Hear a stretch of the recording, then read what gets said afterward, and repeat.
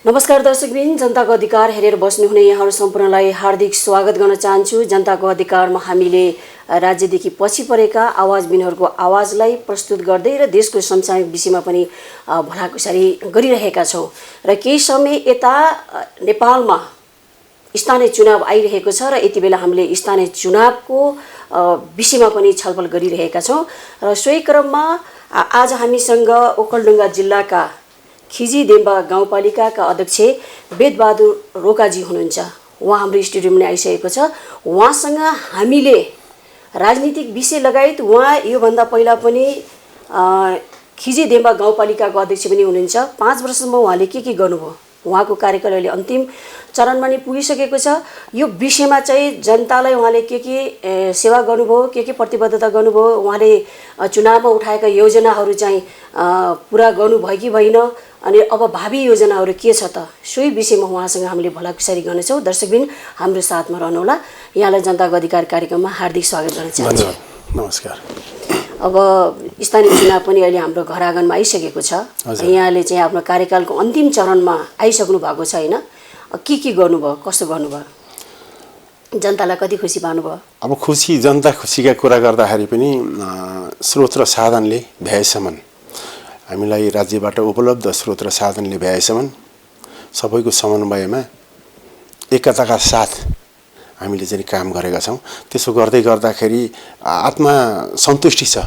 पूर्ण सन्तुष्टि त हुने कुरा भएन, तैपनि हाम्रो स्रोत र साधनले भ्याएसम्म हामीले जे गरेका छौँ त्यो चाहिँ खिजीदेम्बा गाउँपालिकाको विकास, समृद्धि र सुन्दर भविष्य निर्माणका लागि गरेका छौँ। त्यसले गर्दाखेरि सन्तुष्ट छौँ। सबै खुसी भन्ने कुरा त अब सबैमा सबै खुसी गर्न सकिँदैन, तर आत्मसाक्षी राखेर कोही एकजना मान्छेले विगतको अवस्था र अहिले वर्तमानको अवस्थालाई निहालेर हेर्ने हो भनेदेखि, आत्माबाट उसले भन्न चाह्यो भनेदेखि अथवा बुझ्न चाह्यो भनेदेखि यिनीहरूले गरेको काम नराम्रो छैन, अझै राम्रो हुन सक्थ्यो होला। स्रोत र साधनले पुगेन त्यो कमैलाई थाहा हुन्छ। भएको स्रोत र साधनको उपयोग चाहिँ गरेका छन् भनेर भन्ने कुराको महसुस चाहिँ जनस्तरमा भएको छ। त्यतिसम्म जे विश्वास दिलाउनु भएको छ भनौँ न। जस्तै विगतलाई कोट्याउँदाखेरि र यहाँले चाहिँ आफ्नो कार्यभार सम्हाल्दै गर्दाखेरि चाहिँ केही परिवर्तन गरेर जनताको अनुहारमा चाहिँ यहाँले खुसियाली ल्याउनु भएको छ। अब एउटा सचेत नागरिक, एउटा बुझ्न सक्ने, मैले यही भन्छु, रहरले कसैले गाली गर्छ भनेदेखि त्यसलाई त्यति साह्रो लिइरहनु पर्ने आवश्यकता छैन। बाध्यताले मान्छेले गाली गर्ने अवस्था सिर्जना नहोस्। बुझेर मान्छेले गाली गर्छ कि नबुझिकन गाली गर्छ, त्यसमा नि फरक पर्छ। त्यस कारणले गर्दाखेरि अहिले हामीले जे गरेका छौँ, मलाई सबभन्दा ठुलो कुरा के हो भनेदेखि यो अवधिमा आउँदै गर्दा म पहिला शिक्षण पेसामा रहेको मान्छे हो, शिक्षक थिएँ। शिक्षकमा हुँदै गर्दाखेरि विद्यार्थीकालदेखि नै नेपाल विद्यार्थी सङ्घमा आबद्ध भएँ। शिक्षकमा रहँदै गर्दाखेरि नेपाली काङ्ग्रेसको शुभेच्छुक संस्था नेपाल शिक्षक सङ्घसँग आबद्ध रहेँ। त्यसपछि गएको स्थानीय तहको निर्वाचनमा म चाहिँ राजनीतिक रूपमा खिजीदेम्बा गाउँपालिकाको अध्यक्षको रूपमा म प्रस्तुत भएँ। पार्टीले मलाई प्रस्तुत गर्यो र त्यहाँ उम्मेदवारी दिएँ। सम्पूर्ण खिजीदेम्बा गाउँपालिकावासी, आमा बुबा, दिदीबहिनी, दाजुभाइ सम्पूर्णले शुभेच्छा व्यक्त गर्नुभयो। कतिले मेरो पार्टी रुख चिन्हमै छाप लगाएर मलाई सहायता गर्नुभयो, कतिले शुभेच्छा व्यक्त गर्नुभयो। यी सबै हेर्दै गर्दाखेरि हाम्रो बहुमत आयो। तत्कालको अवस्थामा हामी जति पार्टीहरू चाहिँ, जति दलहरू चुनावी प्रतिस्पर्धामा थियौँ, हाम्रो नेकपा एमाले र नेपाली काङ्ग्रेस दुईवटा पार्टी हामीले प्रतिनिधित्व गऱ्यौँ खिजीदेम्बा गाउँपालिकामा। बहुमत नेपाली काङ्ग्रेसको भयो, जनताले त्यही नै दिनुभयो, मतदाताहरूले मतादेश त्यही रह्यो।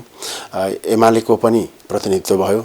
यति हुँदाहुँदै पनि हामीले पार्टीगत रूपमा कसैलाई विभेद नगरिकन एकताका साथ हामी अगाडि बढ्यौँ। खिजीदेम्बा गाउँपालिकाको विकासका लागि हामी एकसाथ अगाडि बढ्नुपर्छ भनेर भन्यौँ। हाम्रो सबै जनप्रतिनिधिहरू नै जो हुनुहुन्थ्यो उहाँहरू सबै विकास प्रेमी हुनुहुन्थ्यो। कसरी खिजीदेम्बा गाउँपालिका हामी एउटा जिल्लाकै अति दुर्गम गाउँपालिकामा रहेका छौँ। विगतमा पनि धेरै कामहरू भएका थिए, पञ्चायतकालमा नि भएका थिए। तत्कालको अवस्थामा जे गर्न सक्नुहुन्थ्यो उहाँहरूले, तत्कालीन राजनीतिक व्यक्तित्वहरू, सामाजिक सेवा गर्नेहरू, राजनीतिक कर्मीहरूले जे गर्न सक्नुहुन्थ्यो त्यो गर्नुभयो। त्यस पछाडिको अवस्थामा हामीले के गर्नुपर्छ, अब के गर्नुपर्छ भनेर हामी अगाडि बढ्यौँ। खास गरी हामीले खिचिदिम्बा गाउँपालिकालाई गएको स्थानीय तहको निर्वाचन यो 5 वर्षको अवधिसहित जोड्दाखेरि आगामी 15 वर्षभित्रमा खिचिदिम्बा गाउँपालिकालाई एउटा मध्यम आय स्तरयुक्त गाउँपालिका बनाउँछौँ भनेर भन्ने हाम्रो चाहिँ उद्देश्य रह्यो। उद्देश्य रह्यो। हामीले कार्यनीति नै त्यही तयार पारेर अगाडि बढ्यौँ। हाम्रा गुरु योजनाहरू तयार पार्यौँ, पेरियोडिक प्लान तयार पार्यौँ, आवधि योजना तयार पार्यौँ। त्यसैको आधारमा अगाडि बढेर गयौँ। अहिले 5 वर्ष व्यतीत भएको छ, अब 10 वर्ष बाँकी छ। यो 5 वर्षको अवधिमा हामीले जे गर्यौँ, खास गरी विकास भनेको कुरा पूर्वाधार विकासका पूर्वाधारहरूको विकास गरेर मात्र अरू विकासका कुराहरू अगाडि बढ्छन् भन्ने हाम्रो मान्यता हो। त्यसै आधारमा हामी पूर्वाधार विकासको क्षेत्रमा खास गरी सडकको क्षेत्रमा हामी असाध्यै पछाडि परेका थियौँ। केही तत्कालीन गाविसहरूले केही ठाउँमा ट्र्याक ओपन गरेका थिए त्यति बेला पनि गाविसहरूले कुनै ठाउँमा, तर यातायात सहज भएको थिएन। त्यसकारण अब सडक, विद्युत, सिँचाइ, खानेपानी, यी चाहिँ सञ्चार, यिनीहरूको विकास नगरिकन अरू विकासका कुराहरू अगाडि बढ्दैनन् भनेर भन्ने मलाई लागेको कुरा पनि यही हो र हाम्रो समग्र खिचिदिम्बा गाउँपालिकालाई त्यही लाग्यो। त्यस कारणले गर्दाखेरि विकासका पूर्वाधारहरू तयार पार्यौँ। त्यो पूर्वाधार तयार पार्दै गर्दाखेरि त्यसबाट आय आर्जनलाई पनि सहज हुन गयो। त्यसपछि मानव स्रोतको चाहिँ विकास गर्नका लागि, मानव संसाधनको विकासका लागि पनि सहज हुन गयो। विकास यिनै 3टा कुराहरू हुन्, विकासका पूर्वाधारको विकास, आय आर्जन, त्यसपछि मानव संसाधनको विकास। जियोस्, यहाँले 5 वर्ष आफ्नो कार्यकालमा जनतालाई गर्नुभएको सेवा र अझै भावी योजना बनाउँदै गर्दाखेरि अबको जुन स्थानीय चुनाव हुँदैछ नि, अब पनि आउने यहाँको चाहिँ अपेक्षा, विश्वास छ? हजुर, मलाई समग्रमा के लाग्छ भने व्यक्तिगत रूपमा मेरो व्यक्तिगत कुरा मात्रै होइन, यो संघीयता लागू भएको यो पहिलो चरणका कुरा गर्दाखेरि यी जति देशभर 77 जिल्लाका सबै स्थानीय तहहरू, स्थानीय सरकारहरू भनेर भनिन्छ, स्थानीय सरकारहरू, स्थानीय तहहरू 753वटै स्थानीय तहका कुरा गर्दा सबै ठाउँमा सबै त्यस्तो अवस्थामा रहन नसक्ला, तर कतिपय अवस्थामा म योग्य छु भनेर भनेदेखि जनप्रतिनिधिको रूपमा मैले यो 5 वर्षको अवधिमा जे काम गरेँ त्यो काम गरेको आधारमा मेरो उदाहरण दिँदा म योग्य छु भने या हजुर, मेरो सोच चाहिँ कुनै एउटा स्थानीय तहमा प्रतिनिधित्व गर्ने वडा अध्यक्षदेखि गाउँपालिकाको अध्यक्ष, उपाध्यक्ष, मेयर, उपमेयर जे भनेर भनौँ, यो खास गरी यो पोस्टमा चाहिँ दोहोऱ्याउँदाखेरि के हुन्छ भनेर मूल्याङ्कन गर्नु पर्यो। हामीले सुरुको अवस्थामा संघीयताको यो प्रथम चरणमा जे प्राप्त गऱ्यौँ नि, हामीलाई जति राज्यले लगानी गरेको छ, यसको मतलब हामी कर्मचारी त होइन, सधैँभरि भइरहने त होइन, जनताको मतादेशबाट आउनुपर्छ। तथापि करिब 1 वर्ष 2 वर्षको अवधिसम्म त हामीले त प्रशिक्षण मात्रै लियौँ। के गरी विकास निर्माण कुरा गर्ने, संघीयता के हो, त्यसको मूल मर्म के हो, त्यसबाट कसरी भन्न खोज्नु भएको सिकाइमा चाहिँ यहाँ गयो भनौँ न, अब चाहिँ काम गर्न सक्छ। हजुर, यसलाई चाहिँ सिकाइलाई अगाडि बढाएर लिएर जाने अलि अरू सहज हुन्छ। जो विद्यमान गाउँपालिकाको प्रमुख, उपप्रमुख या स्थानीय तहका प्रमुख, उपप्रमुख, जनप्रतिनिधि जो हुनुहुन्छ उहाँहरूले धेरै तालिम लिइसक्नु भएको छ, धेरै प्रशिक्षण लिनु भएको छ। त्यस कारणले गर्दाखेरि उहाँहरूलाई अगाडि बढाउँदाखेरि अब नयाँ मान्छेलाई फेरि अर्को ज्ञान सिक्नुपर्ने अवस्था हुन्छ। त्यसकारण फेरि यसको मतलब यो पनि होइन फेरि यसरी नभनौँ कि नयाँ मान्छे चाहिँ आउनै हुँदैन, त्यो पनि होइन। मान्छेले म पनि नयाँ गएको, नयाँ प्राप्त गरेँ, तर पनि अरू बढी अनुभव हुँदो रहेछ, अरू बढी सजिलो हुन्छ भन्ने मेरो बुझाइ हो। त्यसकारण मेरो हकमा पनि मैले सोचिरहेको मेरा जुन अधुरा कामहरू छन्, हामी समग्र खिचिदिम्बा गाउँपालिकालाई एक पारेर लिएर अगाडि बढ्न जान सक्ने, मैले समन्वय गर्न सक्ने मैले जुन क्षमता राखेँ, त्यो क्षमताले कुनै विरोध नभइकन, कुनै बाधा अडचन नभइकन, यो पार्टी र अर्को पार्टीको बीचमा, मेरो पार्टी नेपाली काङ्ग्रेस र अरू पार्टीको बीचमा विवाद नभइकन, त्यहाँ भएको कार्यपालिकाका सदस्यहरू, हाम्रो जनप्रतिनिधिहरू जो छौँ, हामीहरूको बीचमा नि एक आपसमा समन्वय गरेर लान सक्ने क्षमता राखेँ मैले, मेरो पार्टीले राखो। त्यसो गर्दै गर्दाखेरि हामीलाई चाहिँ सहज हुन्छ भनेर भन्ने मेरो धारणा हो। मेरो मात्रै कुरा होइन, यो समग्रमा धारणा छ। जस्तै यहाँले अब यो 5 वर्षको दौरानमा हजुर जुन अब संघीयताको जुन एउटा नयाँ संरचनामा यहाँले काम गर्नुभयो, त्यो काम गर्दै गर्दा जनताको घर दैलोमा पुग्दा विकासका कुरा गर्नुभयो, शिक्षाका कुरा गर्नुभयो, स्वास्थ्यका कुरा गर्नुभयो, त्यो काम गर्दाखेरि यहाँलाई चाहिँ नीति नियममा पनि अहिले पनि जस्तै केन्द्र सरकारले बनाएको नीति नियमहरू स्थानीय तहमा पुगेको छैन नि त। यहाँ कतिपय स्थानीय तहका जनप्रतिनिधिहरूले गुनासो गर्नुहुन्छ कि यहाँलाई कस्तो अप्ठ्यारो परिस्थितिहरू कस्तो आयो, के गर्नुभयो, कसरी चाहिँ पार लगाउनु भयो? अब यो गुनासो मेरो सोचाइमा चाहिँ यो गुनासो गर्नु त स्वाभाविकै हो, गुनासो हुन्छ नै, समस्या आउँछन्, समस्या आएपछि गुनासो आउँछ नै। अब यो संघीयताको एउटा मूल मर्म के रहेछ भनेदेखि हाम्रो देशको संघीयताको कुरा गर्दाखेरि केन्द्र सरकार, प्रदेश सरकार अनि स्थानीय सरकार, तीनवटा सरकारको बीचमा समन्वय नभइकन, सहकार्य नभइकन, सहकारिता नभइकन, तीनवटै सरकारको अस्तित्व नजोगाएसम्म सङ्घीयता जोगिँदैन।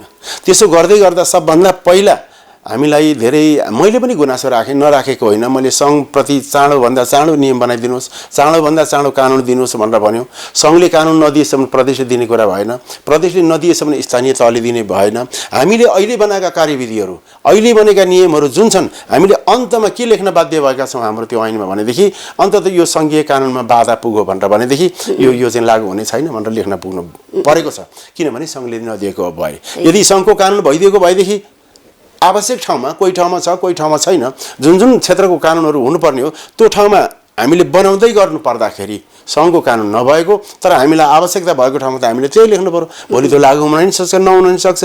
त्यस कारणले गर्दाखेरि केही असमन्वय भएको, तर यो स्वाभाविक थियो भन्छु मैले चाहिँ। किन स्वाभाविक थियो भने यो प्रथम चरण थियो।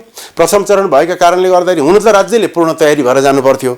म के गर्छु भनेर भन्ने बित्तिकै त अब सबैलाई पूर्ण अधिकार दिएर जाने भन्ने एउटा मान्यता थियो नि त हैन। तर पनि विभिन्न खालको बाधा अर्चन गरेर यहाँ आउन त गाह्रो भयो नि त काम गर्न। अहिले पनि जनप्रतिनिधिहरू स्वत आफ्नो निर्णय गरेर उहाँहरूले काम गर्न सक्नु भएको छन्। केन्द्रमा आएर नेताहरूको पुच्छर बन्नु परेको छ नि त। यसले गर्दा जनतालाई घाटा भएन त। यो चाहिँ यो सिस्टममा नगएसम्म, त्यसकारण यो सिस्टममा आइदिने कुरा थियो भनेर भनेदेखि मैले गुनासो गर्नु पर्दैन। म ओखलढुङ्गा जिल्लाको खिजीदेम्बा गाउँपालिकाको एउटा अध्यक्ष, कच्ची सडकमा चलिरहेछ, हिउँदाको याममा सडक सुचारू हुन्छ। मैले प्रत्येक टोल बस्तीमा पहिला पनि थिए केही सडकहरू ट्र्याक ओपन भएका थिए, तर अहिले 3-4वटा ठाउँमा सार्वजनिक बस नै त्यहाँ सञ्चालन गरेको छ।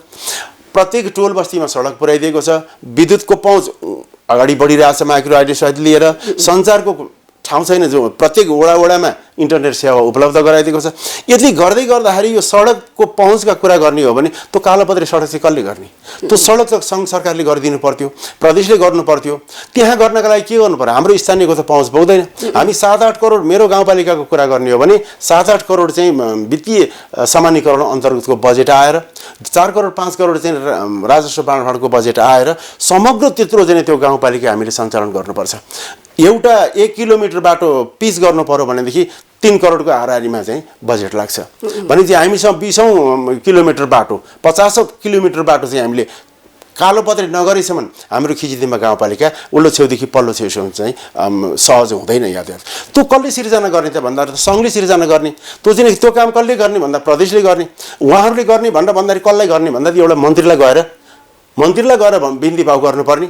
मलाई भन्न आएनन् भनेर उहाँहरू कुरा गर्ने, भन्न जानुपर्ने हो कि सिस्टममा चल्नुपर्ने हो? त्यही त अब यहाँले यो कुरा गर्दै गर्दाखेरि होइन, संहिता आइसकेपछि त घर घरौँ सिंहदरबार आयो भनेर चाहिँ एउटा पुरा सार्वजनिक पनि भइसकेको अवस्था थियो नि त। हजुर हजुर। फेरि पनि स्थानीय तहका जति पनि नेताहरू हुनुहुन्छ, भनौँ न जनताबाट प्रतिनिधि भएर गइसकेपछि त उहाँहरू त त्यहाँको त राजा जस्तै त हो नि होइन। जनताको लागि त केही गर्ने भन्ने एउटा महत्त्वपूर्ण व्यक्ति हो नि त। फेरि ती व्यक्तिहरू, ती नेताहरू, ती जनप्रतिनिधिहरू फेरि केन्द्रमा आएर केन्द्रको नेतालाई चाहिँ आएर हजुर चिरुती गर्नुपर्ने छ कि। त्यसले गर्दा विकासको योजना त पछाडि पर्ने भयो नि त। एकदम कुनै एउटा यस्तै गऱ्यो भने त संहिता रहला कि नरहला भन्ने, यसको आय कति छ भन्ने कुरा त देखियो नि त यहाँ। हजुर, घर घरमा सिंहदरबार, गाउँ गाउँमा सिंहदरबार भन्दाखेरि सिंहदरबार लगेर त्यहाँ बनाउने कुरा हो कि सेवा सुविधा त्यहाँ पुर्याउने हो। त्यो सेवा सुविधा त्यहाँ पुर्याउनका लागि त्यहाँको स्थानीय जनप्रतिनिधि विकास गरेर बस्ने हो। सांसदहरू, माननीयहरू जो हुनुहुन्छ उहाँहरू चाहिँ निकास दिने हो, विधि बनाउने हो, विधान बनाउने हो। कार्यपालिकाले के गर्ने भनेर भन्दै गर्दाखेरि कार्यपालिकाले चाहिँ त्यसको कार्यान्वयन गरेर लिएर जाने हो। त्यो निकास दिएपछि विकास हामी स्थानीय तहमा स्थानीय सरकारले गर्थ्यौँ। तर त्यो निकास लिन जानका लागि, बजेट लिन जानका लागि त्यो मन्त्रालयको ढोका ढकढकाउन जानुपर्छ। त्यो सिस्टममा यो देशलाई थाहा छ कि छैन? कतिवटा स्थानीय तह छन्, कतिवटा स्थानीय तहमा बाटोको पहुँच पुगेको छ कि छैन, अनि कतिवटा स्थानीय तहले ग्रामीण कच्ची सडकमा कष्टपूर्ण तरिकाले चाहिँ यातायात सञ्चालन गरिरहेका छन्। त्यहाँ कालोपत्री गर्नुपर्छ कि पर्दैन? क्रमबद्ध रूपमा यो चलाउने गरी मैले कुनै मन्त्रालयमा जान नपर्ने, कुनै मन्त्रीलाई गएर बिन्ती बिछाउनु नपर्ने, सिस्टमले हामीले जे मागेका छौँ त्यसलाई हुने त्यसैलाई चाहिँ क्रियान्वयन गराउने हो यदि भनेर भनेदेखि विकास त यो संहिताले असाध्यै राम्रो तरिकाले गर्छ, मैले महसुस गरेको छु। पर्छ त जस्तै संहिता ल्याइयो होइन लिखित रूपमा, तर व्यवहारिक रूपमा त अहिले पनि काम गर्न सकिएको अवस्था छैन कि। यदि साँच्चै नै जनतालाई संहिता चाहिएको हो भनेपछि होइन, अब केन्द्रीय सरकारले के गरिदिनु, किनभने रुकावट त सङ्घ र केन्द्र सरकार हो नि त। सधैँभरि उहाँलाई त अब हजुर चिरौती गरेर त साध्य हुँदैन। केन्द्रीय सरकारले गर्ने यो सङ्घीयताको मर्म अनुसार साँच्चै गाउँ गाउँमा सिंहदरबार पुर्याउने, घर घरमा सिंहदरबार पुर्याउने भनेको चाहिँ गाउँ गाउँमा अहिले सिंहदरबार केन्द्रमा भएको अधिकारलाई गाउँ गाउँमा पुर्याउने भनेर भनेको मेरो मतलब यो पनि होइन कि सबै अधिकार स्थानीय तहलाई दिनुपर्छ, त्यो पनि होइन। संविधानले नै अधिकार विभाजन गरिदिएको छ, बाँडफाँड गरिदिएको छ। त्यो संविधानले बाँडफाँड गरेको अधिकारलाई त्यति मात्रै लागू होस् भन्ने हो के एउटा तत्त ठाउँमा व्यवस्था गरिदिने र कुनै पनि विकास निर्माणका कुराहरू हुन् अथवा बजेट विनियोजनका कुराहरू हुन्, नीतिका कुरा हुन्, त्यो नीतिले चाहिँ विकेन्द्रीकरणलाई केन्द्रित गरेर विकेन्द्रीकरणको सिद्धान्त अनुसार गइदियोस्। सङ्घीयता वास्तवमा विकेन्द्रीकरण नै हो, अधिकारको विकेन्द्रीकरण हो, अधिकार प्रत्यायोजन गर्ने हो तल्लो तहसम्म। भनेपछि तल्लोसम्म विकेन्द्रित योजनाहरू लागू भइदिउन् र कसैको ढोकामा ढकढकाउन जान नपरोस्। योजनाका लागि एउटा सिस्टममा योजना चलेर जाओस्। जसरी अहिले चलेर जान्छ नि त, एउटा ब्याङ्कमा चेक मिल्यो भनेदेखि भुक्तानी पाइन्छ, नभए भुक्तानी पाइँदैन। त्यो सिस्टममा छ, त्यो एउटा त्यो कम्प्युटरले हेरिदिन्छ, अनलाइन नै हेरिदिन्छ कुन ठाउँमा के गरी जाने भनेर भन्ने कुरा। त्यसरी सिस्टममा आइदियो र तत्त अधिकारहरू कुन कुन तहलाई थिए तिनै अधिकारहरू दिने, त्यो अधिकार कहिले दिने भनेर छाम्न चाहिँ छाम्नु पर्ला। सबै स्थानीय तहमा एकै प्रकारको क्षमता भएको जनप्रतिनिधिहरू हुन्छन् भन्ने पनि छैन। त्यसरी समग्रमा त्यसलाई केही गाइडलाइन दिएर यो ट्र्याकदेखि यता जान पाउँदैनौ, यो ट्र्याकदेखि यता जान पाउँदैनौ, तिमीले यो ठाउँमा पुग्न पाउँछौ, यो ठाउँमा पुग्न पाउँछौ भनेर क्षेत्र निर्धारण गरेर त्यो स्वतन्त्र रूपले अगाडि बढ्न दिनु पर्यो। र मूल समस्या अहिले देखिएको के छ भनेर भन्दाखेरि बजेट विनियोजनको क्रममा योजना बनाउँदै गर्दाखेरि सशर्तबाट आउने बजेट बढी छ। कुनै एउटा स्थानीय तहमा 18 करोड 20 करोड, मेरै गाउँपालिकाको कुरा गर्ने हो भने पनि 18-20 करोड चाहिँ सशर्तको योजना आउँछ। हामीलाई 8 करोड रुपियाँ चाहिँ वित्तीय समानीकरण दिइन्छ। जसले केन्द्रमा बसेर योजना छानेर आफ्नो एउटा ढङ्गले पठाउँछ, उसले चाहिँ सबभन्दा बढी बजेट लिने हो भने त विकास गर्ने त स्थानीय तहमा हो।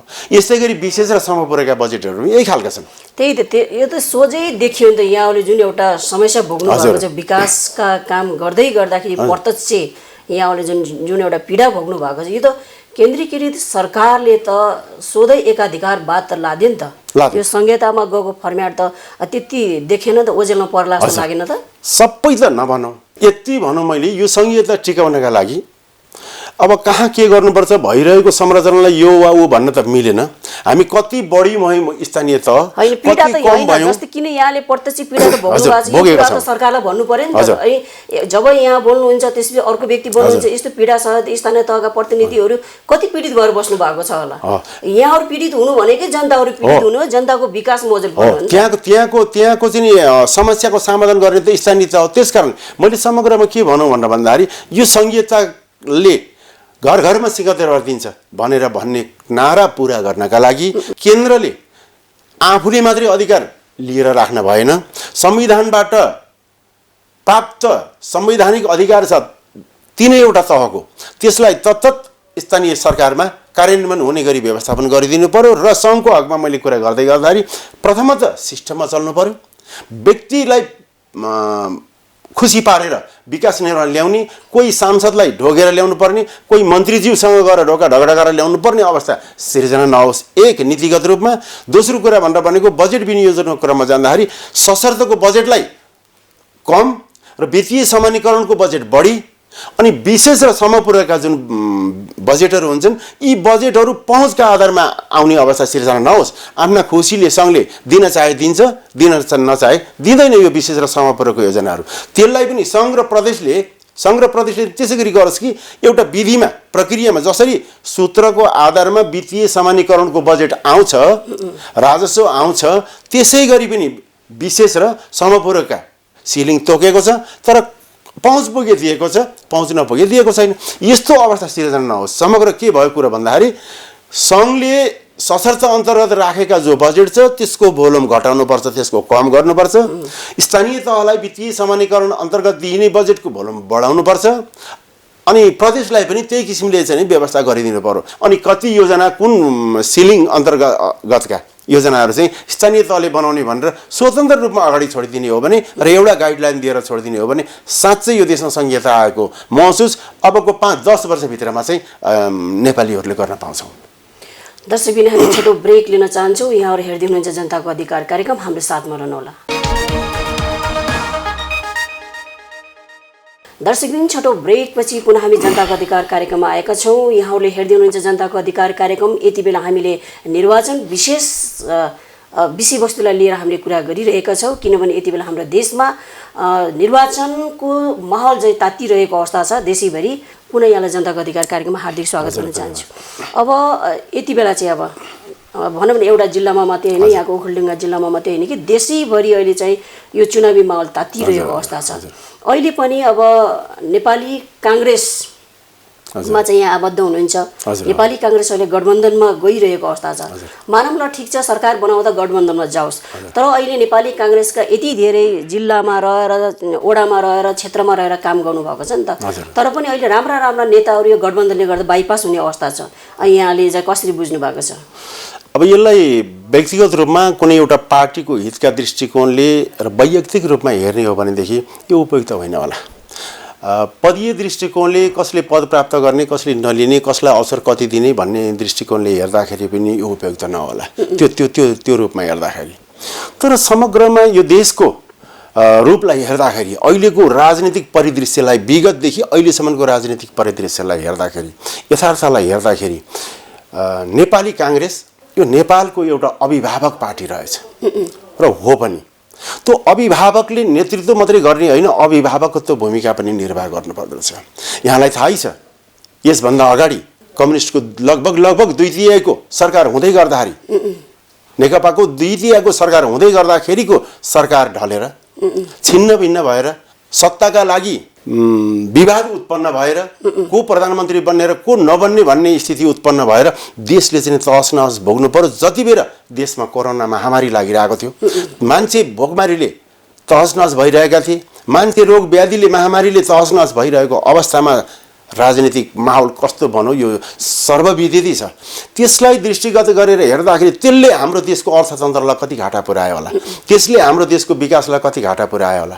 यो सबै कुरालाई हेरौँ, यो देशमा काङ्ग्रेसले अभिभावकत्व ग्रहण गरिदिएन भनेदेखि एक आपसमा हानाहान र मारामार गरेर यो देशको अर्थतन्त्र, यो देशको राजनीति, यो देशको सामाजिक एउटा सन्तुलन बिग्रने निश्चितै देखियो।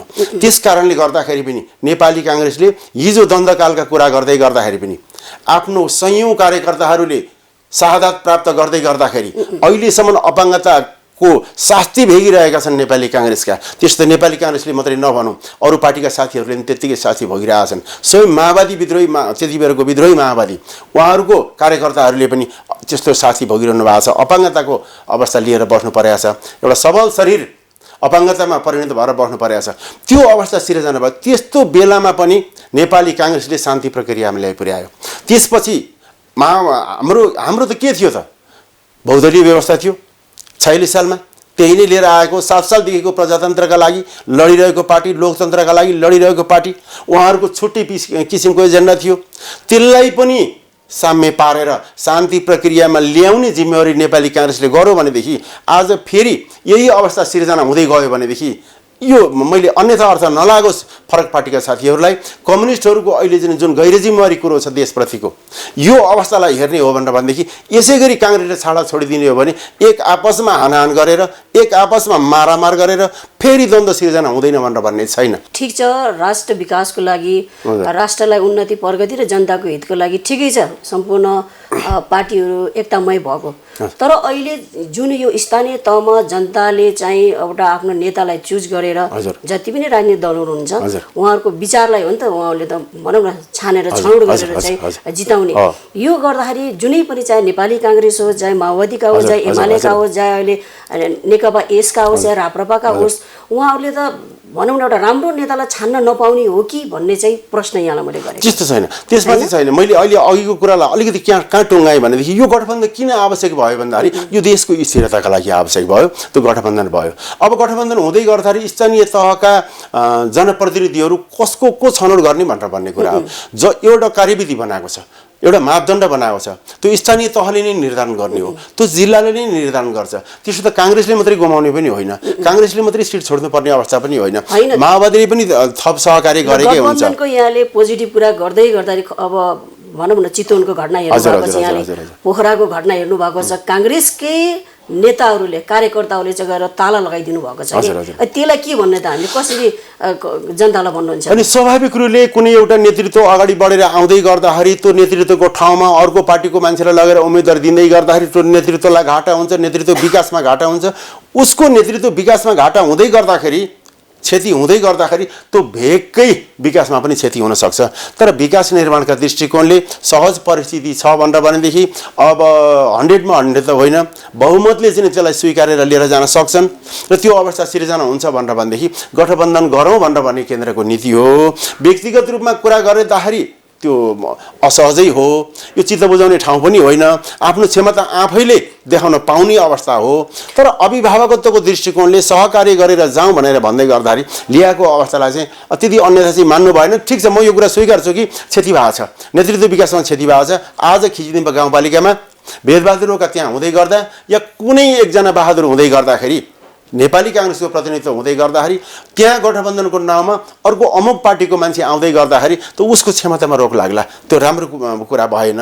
कोही माओवादीको वर्चस्व भएको ठाउँमा अथवा अवस्था राम्रो भएको ठाउँमा गठबन्धनको नाउँमा अर्को काङ्ग्रेसको अथवा कुनै पार्टीको मान्छेलाई त्यहाँ लगेर उम्मेदवारी दिँदै गर्दाखेरि त्यो पार्टीलाई क्षति पुग्छ। निश्चय नै हामी सङ्गठन विस्तार गर्छौँ। के का लागि? वर्षौँ वर्ष लाएर चाहिँ नि सङ्गठन विस्तार गर्छौँ, तल्लो घर माथिल्लो घर सिद्धान्त पढाएर हिँड्छौँ, विकासका कुरा पढाएर हिँड्छौँ, आफ्नो पार्टीमा चाहिँ सङ्गठन विस्तार गराउँछौँ, कार्यकर्ता बढाउँछौँ। त अन्तिममा आएर मैले यत्रो खेतीपाती सारा कुराहरू गर्छु, गरिसकेपछि कति दुःख गरेर मैले खोरिया फाँडे होला, उदाहरणको लागि कति भस्मे फाँडे होला, कति बाली नाली लगाएँ होला, अनि अन्तिममा त्यो बाली भित्राउने बेलामा चाहिँ त्यो अर्कालाई आएर यो डोकामा हालेर धोक्रोमा हालेर यसलाई लैजाऊ भनेर भन्नुपर्ने अवस्था सिर्जना भयो भने चित्त दुख्दैन। यही कुरामा चाहिँ मैले रोक्दै, किनभने अब जस्तै चितवनमा त लामो समयदेखि अब काङ्ग्रेसबाट गर्थ्यो नि त, अहिले पनि प्रचण्ड पुत्रीलाई चाहिँ अब दिने फेरि अब निर्णय भयो नि त। त्यसले गर्दा काङ्ग्रेसभित्रको लामो समयदेखि योगदान गरेका राम्रा नेताहरू त बाइपास भयो नि त। निश्चय नै यसले गर्दा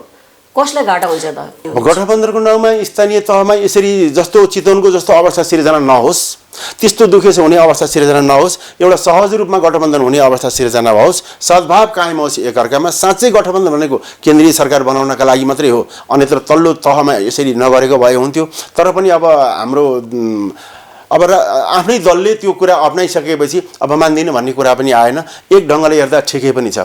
अबको स्थानीय तहको निर्वाचनमा यो गठबन्धन जहाँ जस्तोसुकै अवस्थामा भएर गए पनि मैले यति मात्र भन्छु, यो देशमा नेपाली काङ्ग्रेसको नेतृत्व मात्रै रहँदैन, नेपाली काङ्ग्रेसको अभिभावकत्व पनि रहन्छ।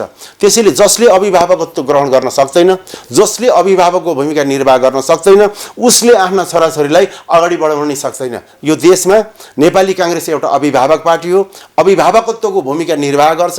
यस्तो अभिभावकत्वको भूमिका निर्वाह गर्नेले नै यो देशको विकास, नेपालीहरूको समृद्धि का लागि यथार्थमा काम गर्न सक्छ। त्यो दिगो विकासका लागि अहिले छेडी कुरालाई लिएर होइन, कसैको लहैलैमा लागेर एक दिन यता होहरी गरेर अर्को दिन अर्कातिर होहरी गरेर कसैले चाहिँ सुपर बस चलाएर उठाएर मान्छे लिएर हिँडेको भरमा झ्याली झ्याम्टा ठोकेर चाहिँ दुनियाँ के गरेर लैलैमा लागेको भरमा अहिलेको समयमा मलाई लाग्दैन यो स्थानीय तहमा सबै नेपाली मतदाताहरू सचेतै हुनुहुन्छ, त्यो दिशाले काम गर्नुहुन्छ। आज एक सेकेन्ड एउटा स्वस्तिक छाप लगाउँदाखेरि त्यो 10 वर्षको भविष्य के हुन्छ भनेर सोचेर मात्रै गर्नुपर्छ। त्यो दिशामा पार्टीगत रूपमा भन्नुपर्दाखेरि नेपाली काङ्ग्रेस नै ले नै त्यो दिशा दिन सक्छ, त्यो भविष्य दिन सक्छ, त्यो अभिभावकत्व दिलाउन सक्छ। त्यसकारण समग्रमा म एउटा नेपाली काङ्ग्रेसको प्रतिनिधित्व गरेको खिचिदिम्बा गाउँपालिकाको अध्यक्षको रूपमा मैले बोलिरहेको छैन, म नेपाली काङ्ग्रेसको केन्द्रीय महाधिवेशन प्रतिनिधिको रूपमा मैले भन्दै गर्दाखेरि यो स्थानीय तहमा हिजोको जस्तो अवस्था सिर्जना नहोस्, समग्र स्थानीय तहमा सबै भन्ने कुरा अब केही पनि रहेन, त बहुमतका रूपमा स्थानीय तहमा चाहिँ नेपाली काङ्ग्रेसलाई विजयी गराउन सक्नुहोस्। हाम्रो सबैले त्यो गर्नुहुन्छ भन्ने मलाई विश्वास पनि छ। त्यो हुन सकेको खण्डमा देशले एउटा स्थिरता प्राप्त गर्छ, शान्ति प्राप्त गर्छ। शान्तिका लागि त हामीले त बलिदान दिएर पनि आफ्नो कुर्बानी दिएर पनि शान्तिका लागि चाहिँ सम्झौता गरेको पार्टी हो नेपाली काङ्ग्रेस। शान्ति नभएसम्म विकास हुँदैन, सहमति नभएसम्म विकास हुँदैन, समन्वय नभएसम्म विकास हुँदैन। यो वर्ग सङ्घर्ष गर्ने कम्युनिस्टहरू, वर्ग समन्वय गर्ने हामी नेपाली काङ्ग्रेस, यो बीचमा फरक छुट्याएर मतदान गरिदिनुहोस् भन्ने आग्रह गर्न चाहन्छु। हस् त, यहाँलाई जनताको अधिकारमा आएर आफ्नो महत्त्वपूर्ण कुरा राखिदिनु भयो। मेरो व्यक्तिगत तर्फदेखि र नाइस टेलिभिजनको तर्फदेखि यहाँलाई धेरै धेरै धन्यवाद। हस्, यहाँ लगायत सम्पूर्ण नाइस टेलिभिजनको टिमलाई र यो अवसर दिनुभएकोमा म यहाँहरूलाई मेरो खिचिदेम्बा गाउँपालिकाकै तर्फबाट, नेपाली काङ्ग्रेसको ओल्डो जिल्लाको केन्द्रीय महाधिवेशन प्रतिनिधिको तर्फबाट, व्यक्तिगत रूपमा म बेजबहादुर रोकाको तर्फबाट समेत हार्दिक धन्यवाद दिन चाहन्छु। यहाँको राजनीतिक भविष्य अझै राम्रो होस्, पार्टीले यहाँलाई मूल्याङ्कन गरोस् भन्न पनि म चाहन्छु। यहाँलाई पुनः धन्यवाद। हस्, धन्यवाद।